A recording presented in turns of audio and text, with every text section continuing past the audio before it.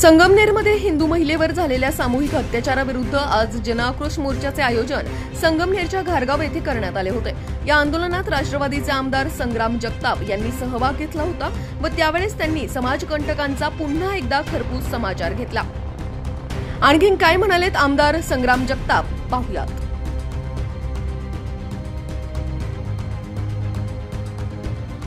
कारण एवढी विश्वासार्हता ती आपल्यापर्यंत निर्माण करतात की आपण त्याच्यामध्ये आपल्याला वाटतं की हे सगळे आपले लोक आहेत, हे कुठेही चुकीचं काम करणार नाही। आणि एखादी अशी घटना घडतील आपल्याला वाटतं चुकून घडली असेल, हे एकदा नाही 10 नाही, मला वाटतं तुम्हाला म्हणतो 50-100 वेळा आपल्या वाटतं चुकून घडलेलं। आणि तुमच्यासारख्या भूमिका हे शेकडो लोकांनी महाराष्ट्रभर केल्या, आमच्यासारख्या लोकांनी केल्या। पण हळूहळू जाणवायला लागला तर किती दिवस चालणार? आपल्याला याच्यावर जर आवाज उठवला नाही, आपण सातत्याने याच्यावरती पांघरून मारत बसलो तर हे पाप आपल्याला सुद्धा लागल्याशिवाय राहणार नाही। आणि म्हणून पापाचं जर आपल्याला प्रायश्चित करायचं असेल तर ही भूमिका, हा आवाज आपल्या प्रत्येकाला उठवावा लागणार आहे आणि समाजाला जागरूकता निर्माण करावं लागणार आहे। म्हणून आजचा कार्यक्रम देखील त्याचाच भाग आहे। संख्या किती असतात, आपल्या घरात कुटुंबात कुणी आजार असलं तर ते आपल्यापर्यंत कशी मदत पोहोचल याचा प्रयत्नशील असतात। मग आपल्याला वाटतं की हे लोक चांगले, यांनी आम्हाला अशी दाखवण्यात आम्हाला मदत केली, पण त्यांना कसं माहीत झालं की तुमच्या अशी अडचण आहे? कारण ते तुमच्यावरती लक्ष ठेवून असतात। पण तुमच्याला जर कुठली अडचण असेल तर आपल्यातले बरेच माणसं अशी सगळं हाताने मदत करणार, त्यांच्यापर्यंत आपण ती भावना पोहोचवली पाहिजे।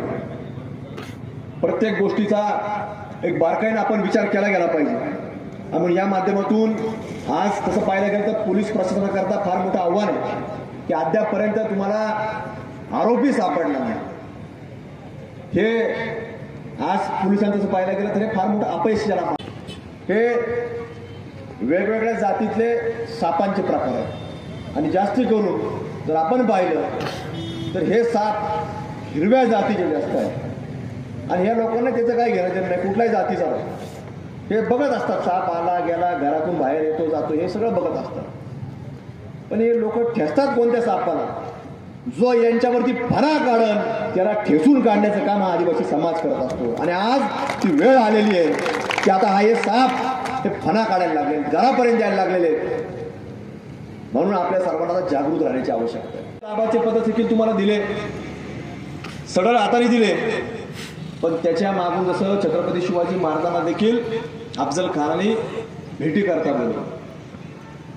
त्यांनी भेटायला बोलल्यानंतर सांगितलं की आपल्याला कुठेतरी आता चर्चा करायची, सुलह करायची। पण छत्रपती शिवाजी महाराजांना माहिती होतं हे लोक खचके आहेत, आपणही चर्चेला चाललोय पण आपणही नेते जाता कामा नाही। आपल्याला देखील सावधगिरी बाळगली पाहिजे। आणि मग ज्या वेळेला छत्रपती शिवाजी महाराज अफजल खानाला भेटायला गेले आणि जसा छत्रपती शिवाजी महाराजांवरती वार करण्याचा प्रयत्न अफजल खानाने केला, त्या क्षणाचाही विलंब न करता छत्रपती शिवाजी महाराजांनी अफजल खान फाडून टाकला, त्याचे देडाळे बाहेर काढले। आणि ते उदाहरण तुम्हाला सांगतो, मेंढा साहेबात आपल्याला करावं लागलं। आपण सगळं हाताने केलं पण यांचे मनसुबे त्याच्या मागचे चांगले नाही। आज त्या सत्तेच्या गादीवरती विराजमान झाल्याबरोबर गावागावामध्ये तुम्हाला सांगतो की असे कुठेतरी अनधिकृत थडगे असतील, अनधिकृत मस्जिदी असतील, अनधिकृत मदरसे असतील, हे सगळं उभारायचं काम यांचं सातत्याने चालू आहे। आणि म्हणून आता त्याला अनुसरून खताळ साहेबांनी सांगितलं की प्रशासनाला सांगितलं की जे अनधिकृत असेल त्याला 15 दिवसाचा अल्टिमेटम आता खताळ साहेबांनी देखील दिलेला आहे। त्यामुळे प्रशासनाने याच्यावरती बारकाईने विचार करण्याची आवश्यकता आहे। आणि जरी 15 दिवसामध्ये काढली नाही तर त्याचा पाठपुरावा करण्याची जबाबदारी आपल्या सर्व इथलच्या सर्व बांधवांची आहे। त्याचा पाठपुरावा आपण केला पाहिजे। आज समाजामधल्या हिंदू संघटनेसमोर देखील निर्माण झाली की किती जागरूकता आणायची, किती विचार कालपर्यंत पोहोचवायचा की अशा लोकांशी संबंध ठेवू नका, अशा लोकांशी कुठेतरी आपण लांब राहिलं पाहिजे। आता त्याच्यामध्ये एक आरोपी आपण पाहिलं की एक बाहेर राज्यातला, पण तो आपल्यातला। आता तो आपल्यातला फक्त शरीराने राहिलेला आहे, त्याची जरी शारीरिक तो जिहादी नसला तरी आज मानसिक घटना त्याची झाल्यामुळे त्याने आज कृत्य करण्याचं धाडस त्या दुसऱ्या आपल्यातल्या आरोपीने आज केलेलं आहे। पण तो शारीरिक नाही आहे पण मानसिक त्याची घटना निश्चित रूपाने झालेली आहे, म्हणून तो तिथपर्यंत जाऊन पोहोचला।